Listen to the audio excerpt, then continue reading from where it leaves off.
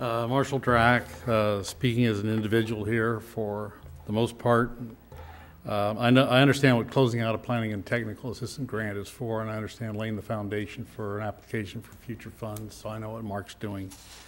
But I just want to comment as to the report itself. There's comments in there that are specious and unnecessary, and they don't do anybody any good. And for example, one of them that's repeated is people don't like large projects. There's comments throughout the report that people in Dixon don't like large projects. That doesn't help us get a large project. It doesn't serve any purpose, and I'd ask that that be redacted. There's another statement in there that people don't like truck stops. What's the foundation for that? What's the footnote or scientific basis for that? That's unnecessary and uncalled for, and I'd ask that that be redacted. Moving on, there's a policy statement in there that appears to, or a recommendation of a policy statement, that existing zoning with curbside utilities be used first, to suggest that there's a prioritization of what properties should be developed as opposed to properties that shouldn't be developed. And I don't know that that's a policy statement this council wants to adopt by adopting or ratifying this report. And we have fleshed out a little bit that the community facility district, mentioned quite often in regard to the Northeast Quadrant, is not the only means of financing infrastructure in the Northeast Quadrant. As many of you know, as the city manager and city attorney are aware, we're working on other means of private enterprise, private capital to fund the infrastructure in the Northeast Quadrant.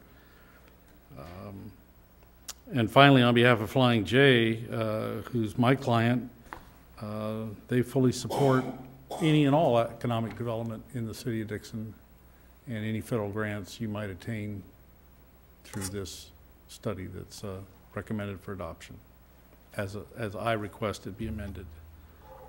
Thank you. I'll reserve the balance of my time to sign in.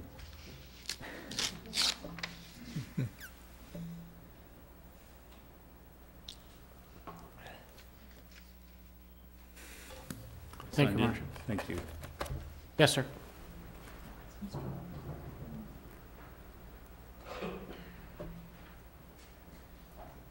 That pen works too, huh? Yeah. Good. My name's Jim Miller. I'm with AKT. We own land in the Northeast Quadrant. The back of the report, Appendix B through the end, starts talking about all the infrastructure that's necessary to be built in the Northeast Quadrant to serve everything. And it takes a shot at trying to allocate those costs out to the various properties, determine fair share amounts, so each of the properties has some understanding of what their costs might be when everything's said and done. I have a lot of comments related to how that allocation occurred. I think it was put out there mainly as just to get the information on the table. But I look forward to being able to refine that process because it's dividing costs up solely based on acreage. It doesn't account for various land uses, highway, commercial, having higher water use than industrial or office complexes. It has inconsistencies where the wastewater generation rates are larger than the water use. That's pretty creative. People are drinking a lot of coffee before they come to work type things. So the development community has gotten together. We're starting to talk a lot about this, trying to look at the fee program before this deals. There's several different deals that are being put in place, some development to kickstart things in the Northeast Quadrant.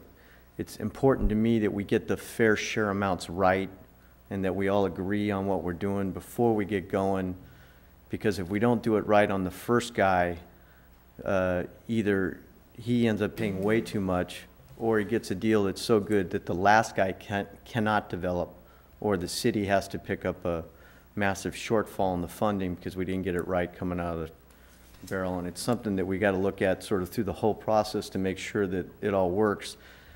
If it doesn't work right, there's going to be a large portion of that area that just simply won't be able to develop because the economic constraints of having to put in the infrastructure are going to be just way off the charts. So I'm looking forward to the the next step, which is essentially defining those fair share analysis so that we can get these various projects off the ground. We know what type of reimbursements they'll be getting back from future development, how much money they're paying over their fair share amounts to make stuff work.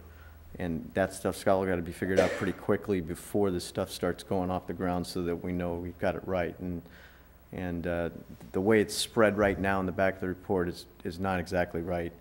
And I'm hoping that we can start working together pretty quickly to figure that stuff out. Good, thank you. Any other comments from the public? Jeff?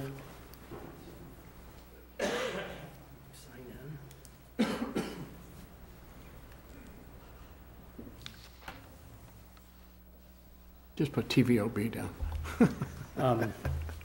Council members and Yeah. mayor. Obviously, we, the city and the landowners in the Northeast Quadrant want to find a way to get it shovel ready, and I won't beat that point up too much more at this point.